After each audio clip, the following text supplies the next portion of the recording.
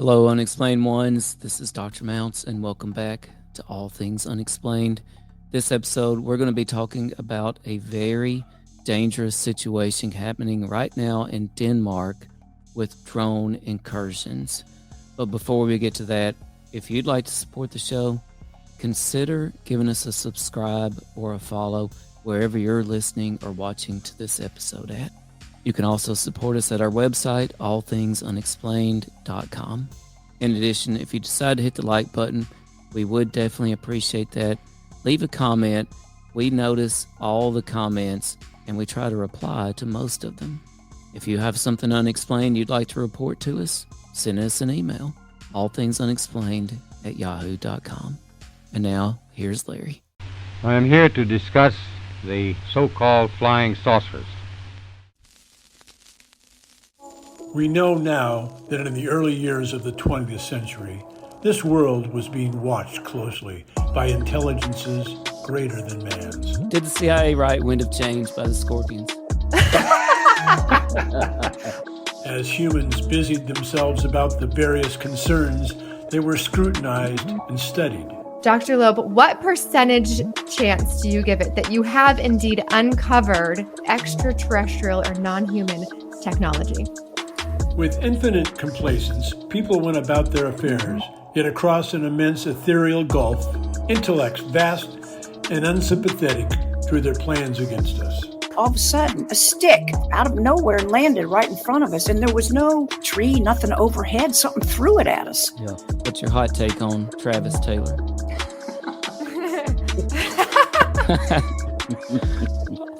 I've got an exclusive for you guys if you want it about the Alaska. We do. Okay. Dr. Taylor was revealed to be the chief scientist of the UAP task force with the Pentagon. All Things Unexplained. So some of that, I think, sir, will save for closed session. So welcome back to All Things Unexplained. This episode, we examine a threat that's quietly emerging above us: unmanned aerial systems, drone warfare, and the chilling implications. In Denmark right now, multiple drone incursions have disrupted military bases and airports. The government has scrambled, public fear has spiked, and the questions are beginning to multiply. Who is behind this threat, and to what end? And is the threat already here on American soil? We're going to do a current status review of Denmark's crisis with the drones. We'll have a look at a curious 2025 drone sighting in Denmark from January. I'll let you know what a source of the show from Europe had to say, and we'll talk about some U.S. parallels from infrastructure attacks to the murky New Jersey drone situation. But first, let's hear from Danish leadership themselves. There should be no doubt that everything points to that. This is a professional actor. When it comes to such a systematic operation in so many locations, almost simultaneously. This is what I would define as a hybrid attack with different types of drones. I want to make it very clear. The goal of this kind of hybrid attack is to create fear. It is to create discord, and it is to make us afraid. And without drawing any conclusions regarding the evening and night's events in Denmark, we can state that sabotage and cyber attacks and other forms of hybrid attacks have become an all-too-recurring part of European reality. The purpose is to stress test borders and create fear and uncertainty among the population and decision makers. And we must also state that the threat from hybrid attacks is something that is here to stay, and it is developing rapidly. The government will present a bill that will provide increased opportunities for infrastructure owners to also shoot down drones. Those are powerful words from Danish leaders. And where do they find themselves at now?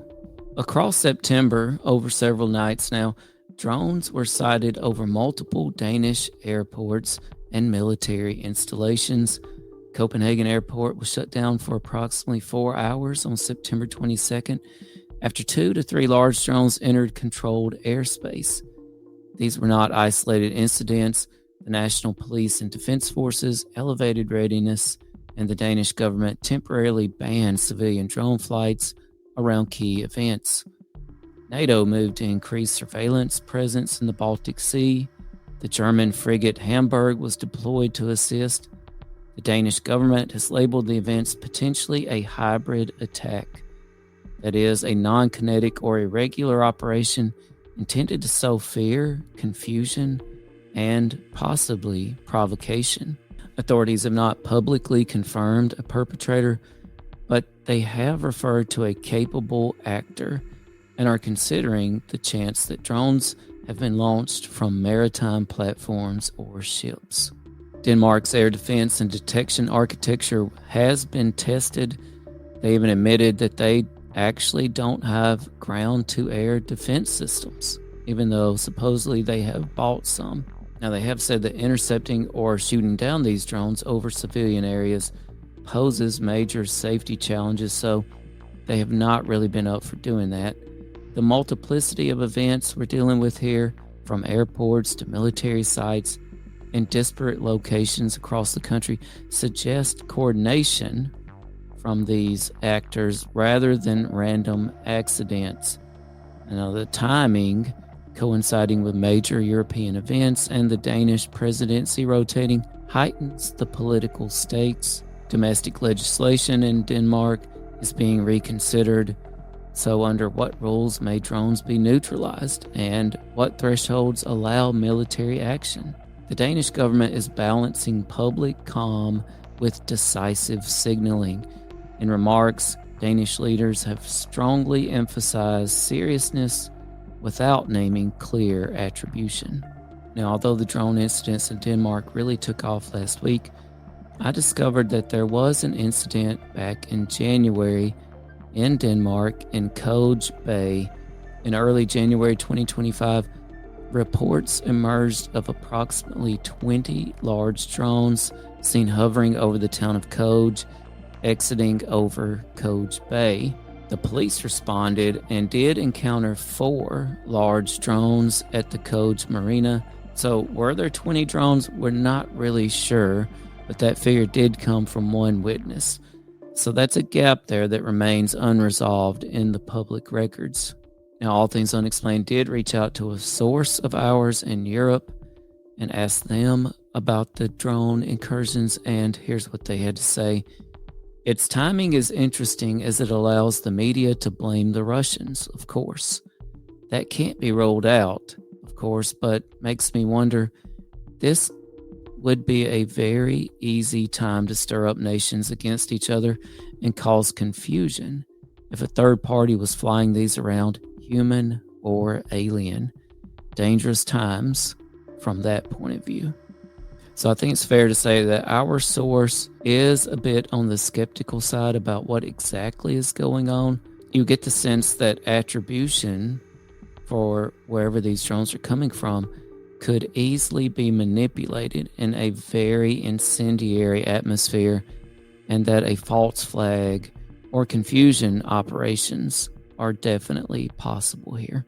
So the Køge case is not confirmed as part of the September wave that we're witnessing right now, but it does illustrate that drone incursions in Denmark may precede or run parallel to this currently unfolding crisis. Let's take a look at a bit of a historical review of some drone incursions, and it all starts right down the road from the All Things Unexplained studios here in central North Carolina, dating back to December 2022, Moore County, North Carolina. There was an attack on a power substation there. Someone shot up the substation, knocked the power out to the whole county. Tragically, one woman who depended on an oxygen machine died when the power did go out. So the local police tried to blame this on a couple of things. One, they tried to blame it on just a bunch of rednecks out having fun, shooting up their guns. Now, that explanation never made sense to me, because why would just a bunch of rednecks decide to go out and knock their own power out and hurt their own selves, their family and their friends that are living there in Moore County? That never made sense to me.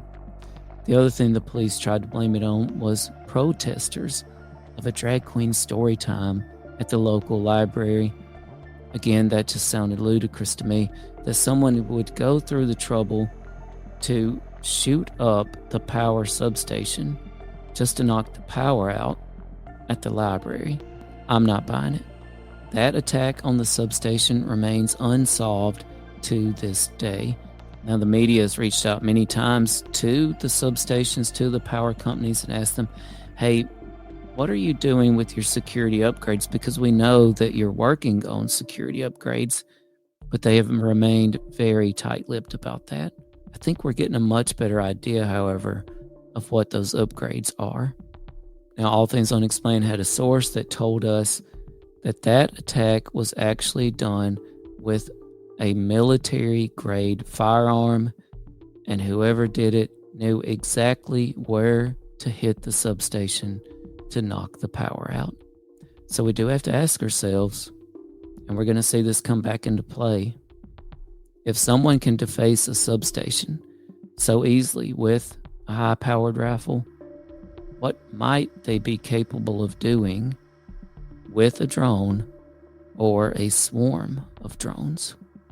Now, there have been other attacks on infrastructure and drone threats in the United States, such as the Metcalf sniper attack in California in 2013. 17 transformers were damaged by rifle fire. Repair costs ran into the millions. Though power disruption was limited, it served as an early wake-up call to vulnerabilities of the grid. Let's remember, in late 2024, early 2025, there was a major drone incursion in the New Jersey area. The U.S. had multiple reports of large, mysterious drones over New Jersey and the Northeast. Some officials initially dismissed them, such as John Kirby, who publicly minimized the threats and even went so far as to call it mass hysteria, whereas other officials simply said, we don't know. At risk? Is public safety at risk? But we just don't know. We have not been able to corroborate any of the reported visual sightings. Are we concerned that there are nefarious intentions? There's nothing that is known. It appears that many of the reported sightings are actually manned aircraft being operated lawfully. The fact that we have these unknown drones, UASs. But we just don't know. There is no evidence of any foreign-based involvement from coastal vessels. There's nothing that is known. There are no reported or confirmed drone sightings in any restricted airspace. There's nothing that is known. No malicious activity. But we just don't know. There's no known malicious activity occurring. But we just don't know. We urge Congress to pass important legislation that will extend and expand existing counter-drone authorities. And that's the concerning part. Meanwhile, Pentagon documents reveal that a classified strategy for countering drones had already been released in December 2024, signaling internal seriousness about the matter. Later, Pentagon briefings did take on a more serious nature as they revealed a new classified strategy for dealing with drones. And you talked about this new classified strategy, and you had talked before about that there were some incursions, particularly down in Virginia, over military facilities, and there's been others. Is there anything in the strategy that's more tactical that allows commanders to do anything, or is this just a broad statement of policy? Of course, it's got all kinds of good information, but it's classified, so I can't talk about it. No. So really, Lita, again, recognizing that the strategy is classified, we will have an unclassified fact sheet that we'll be providing soon. Really, just kind of looking at how we'll approach this. One is ensuring that the department is prepared to conduct counter unmanned system operations, counter UAS operations. Two is looking at how we respond to incidents that do occur by pulling together subject matter experts and resources. And then third is tracking equipment and counter UAS equipment, UAS as one aspect of drones. So really, again, broad brush. It's kind of looking at this in a comprehensive and cohesive way. Again, I'm not going to go into the specific tactics, techniques, procedures at this point, but it enables the department to approach this in a way, again, that's comprehensive, cohesive and holistic. What did they mean about calling in outside experts? Your guess is as good as ours. Want to be a real part of the show? One of the best ways you can support us is by visiting our official store. All you have to do is head over to unexplainedswag.com. There you can pick up podcast t-shirts, podcast hoodies, coffee mugs, and lots more, including our best-selling UFO t-shirt and UAP t-shirt. Just head over to unexplainedswag.com. You can also get to the store from our main website, allthingsunexplained.com, and from wherever you're listening or watching to us at. Not only that, but Homeland Security briefings took on a very ominous tone. In particular, one Homeland Security briefing in December of 2024 had several disturbing revelations. Rear Admiral Spadero, how many drone incursions have taken place over U.S. military installations over the past 2 years? We got the number last time we had a briefing of 350, but have they grown, or what's the current data you're willing to share?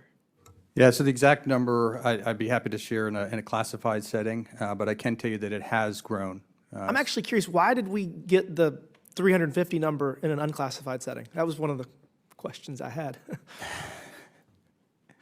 It's a great question, sir. Okay. Yeah. Fair enough. This next clip is incredibly disturbing and brings up a lot of ethical and moral dilemmas.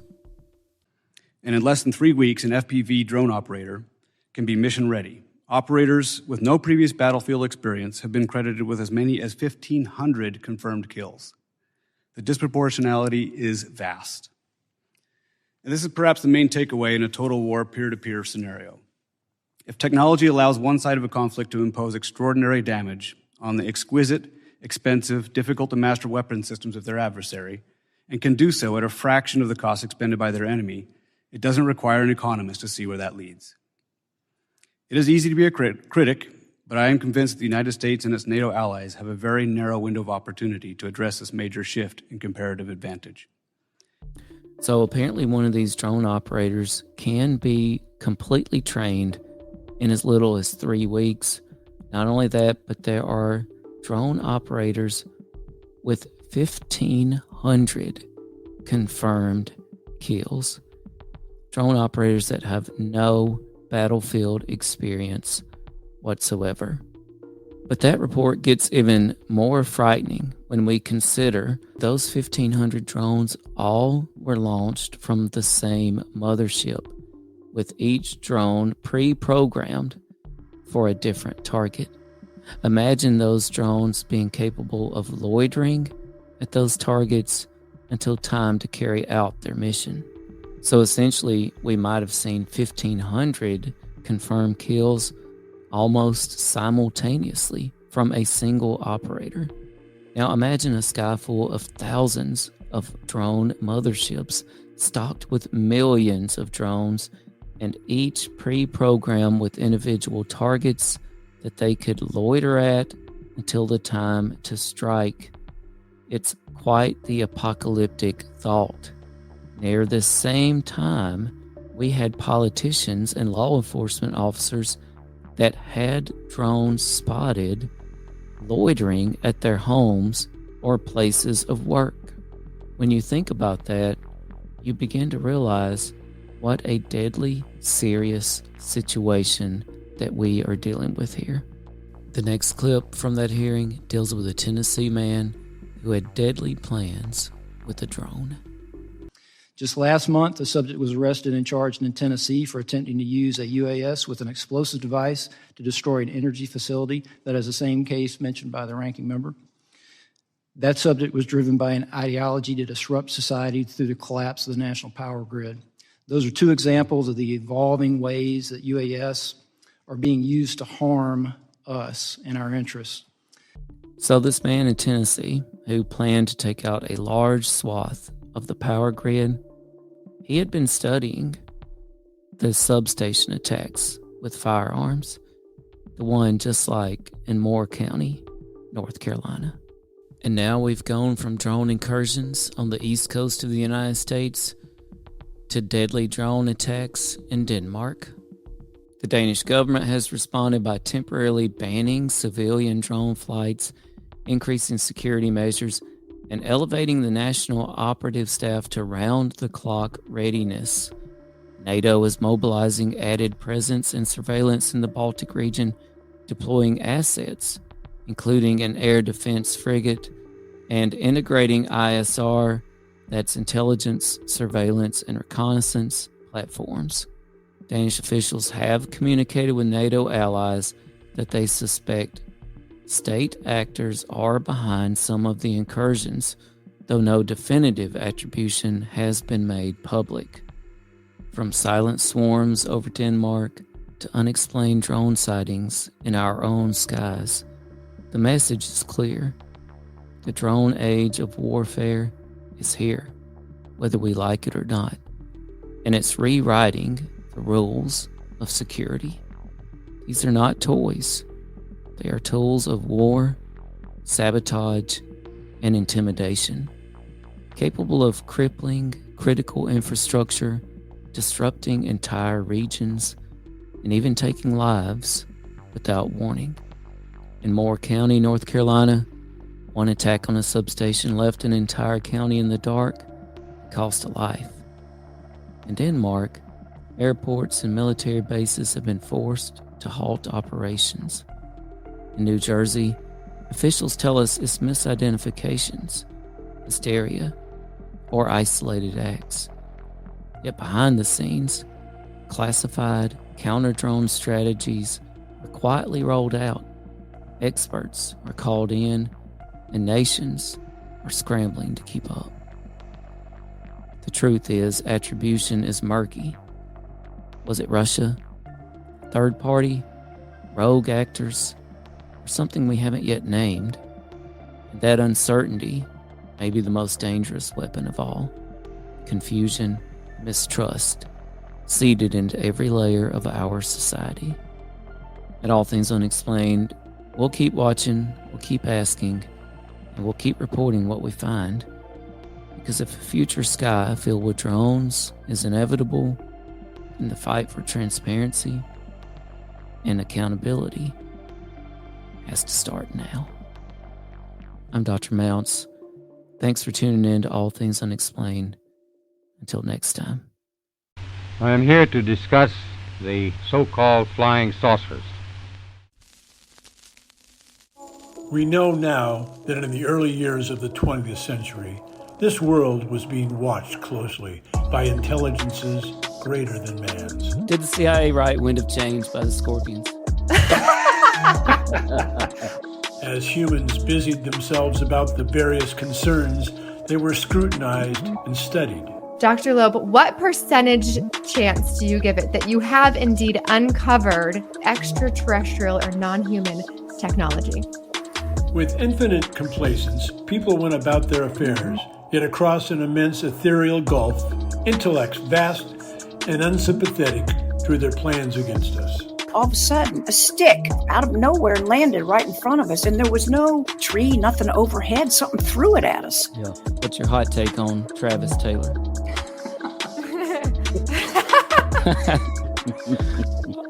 I've got an exclusive for you guys if you want it about the Alaska. We do.